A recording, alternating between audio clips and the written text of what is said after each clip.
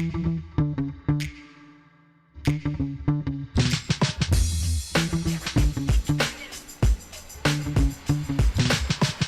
do you do? How will that get the results we want? Sorry, I don't agree with that. Can we try this instead? Why are we doing this? These questions make you feel uncomfortable, defensive, annoyed. They're just questions. But if we're honest, these kinds of questions can hit us hard as leaders because they challenge our decisions, our clarity, and sometimes, for some leaders, our authority. But here's the thing. They're not attacks. They're signs of curiosity. And how we respond to that curiosity, that's the real leadership test right there. Welcome to Relationships at Work, your leadership guide to building workplace connections and avoiding blind spots. I'm your host, Russel Lolacher, and today we're talking about a part of leadership we say we want, but we don't always make space for: being challenged. Specifically, what happens when curiosity comes from the team and not from us? We talk a lot on this show about how curiosity makes great leaders. Asking questions, not making assumptions, never settling for the "it is what it is." God, I hate that term. I can't tell you how dismissive it is and how much it doesn't help anybody. It is what it is. Okay, anyway, here's the flip side. If we expect our team to be curious because we know great leaders are curious, if we want them to speak up, if we want them to question the status quo, we have to welcome it when it's directed at us as well. If someone challenges a decision or asks why, it might mean we didn't communicate clearly, or we assumed understanding or buy-in, or maybe, just maybe, they see something that we don't. That's not insubordination, that's insight. And let me also be clear to a couple other leaders, not you, but other leaders. I'm not suggesting performative openness. This is when leaders hear this kind of feedback and criticism and go, "No, bring it on. I can handle feedback. I can handle criticism. Come at me, bro." That's just ego in disguise, okay? True openness to curiosity is quieter. It looks like patience when you're questioned, or clarity when something's misunderstood. It can also look like compassion when someone's struggling to see your vision. We just need to communicate better. It's creating an environment where people want to ask questions because they feel safe to do so.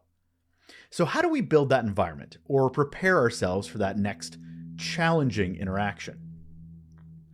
Well, first, none of these are going to surprise you. They aren't, but they are something we need to invest in all the time. And the first one is developing active listening skills. Now, this ensures we fully understand the concerns and perspectives of our team members. Active listening involves giving full attention to the speaker, acknowledging their points, responding thoughtfully. This is a skill that helps us address issues effectively and also builds trust and respect within the team because you're treating them like they matter. You're treating them like what they ask matters. The second one is cultivate emotional intelligence. What this does, it helps us manage our reactions. We have to know what our triggers are. It's that self-awareness piece when we're faced with challenges or questions so that we can manage it better. It involves being aware of those emotions and understanding the emotions of others and responding appropriately. This is the skill that helps us maintain composure, reduces defensiveness, and it fosters a positive, safe environment for that open dialogue that we want to have. And last, number 3, encourage that open communication. Promote a culture where questioning and challenging ideas, they're welcomed because it prepares us for such interactions, these challenging interactions. It's just part of the DNA of the organization, and we model that as good leaders because this is how innovation happens and how groupthink gets squashed.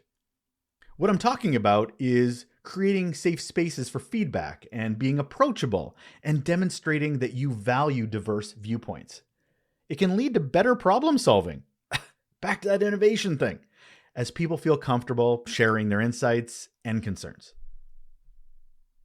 Actively listening, fostering emotional intelligence, encouraging open communication.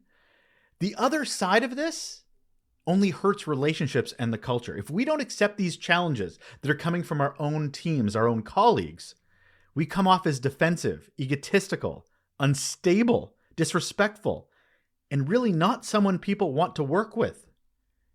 Now, keep in mind, leadership shouldn't be easy.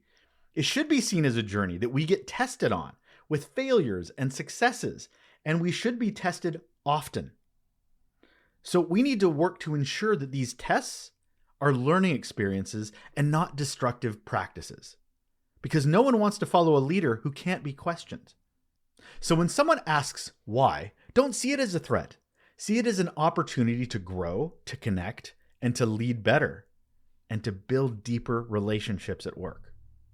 So I'm going to leave you with a question, something to ponder. You don't have to share it with others. Just think about internally in your brain. When was the last time you were challenged at work? And how did you respond? Could you have done things differently? Could you have done things better? I'm going to leave that with you. And that will do it for another mini episode of Relationships at Work, the leadership guide to building workplace connections and avoiding blind spots. I'm your host, Russel Lolacher. You are great. I just enjoy spending this time, and I'm glad that these podcasts are of value to you and you find them useful and help you with your leadership journey as well. They're certainly helping my leadership journey.